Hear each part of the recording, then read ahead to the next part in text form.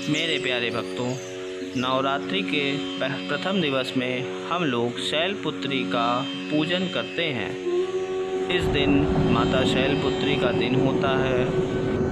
वंदे वांछित लाभाय चंद्राधृत कृत शेखराम वृषरूणाम शूलधराम शैलपुत्री यशस्विनी।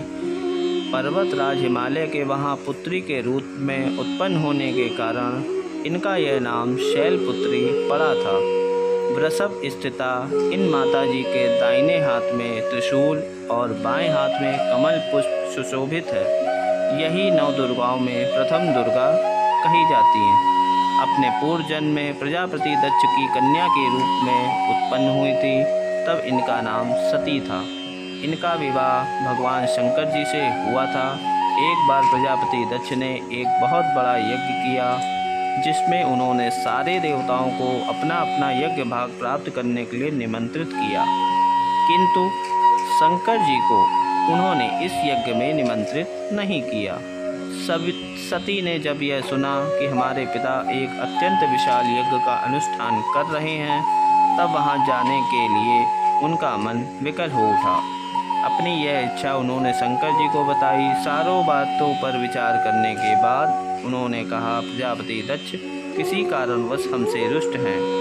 अपने यज्ञ में उन्होंने सारे देवताओं को निमंत्रित किया, उनके यज्ञ भाग भी उन्हें समर्पित किए, किंतु हमें जानबूझकर नहीं बुलाया, कोई सूचना भी नहीं भेजी है। ऐसी स्थिति में तुम्हारा वहां जाना किसी प्रकार भी श्रेयस्कर नहीं होगा। शंकर जी के इस उपदेश से सती का प्रबोध नहीं हुआ। पिता का यज्ञ देखने वहां जाकर माता और बहनों से मिलने की उनकी व्यग्रता किसी प्रकार भी कम न हो सकी। उनका प्रबल आग्रह देखकर भगवान शंकर ने उन्हें वहां जाने की अनुमति दी। सती ने पिता के घर पहुंचकर देखा कि कोई भी उनसे आदर और प्रेम के साथ बातचीत नहीं कर रहा। सारे लोग मुँह फेरे हुए हैं। उनकी बहनों की बातों में उपहास व व्यंग भरा हुआ था। केवल उनकी माता ने स्नेह से उनको गले लगाया। परिजनों के इस व्यवहार से उनके मन को बहुत क्लेश पहुंचा। उन्होंने यह भी देखा भगवान शंकर के प्रति तिरस्कार का भाव सभी के अंदर भरा हुआ। दक्ष ने उनके प्रति कुछ अपमानजनक वचन भी कहे। यह सब देखकर सती का हृदय क्षोभ, ग्लानि और क्रोध से संतप्त हो उठा।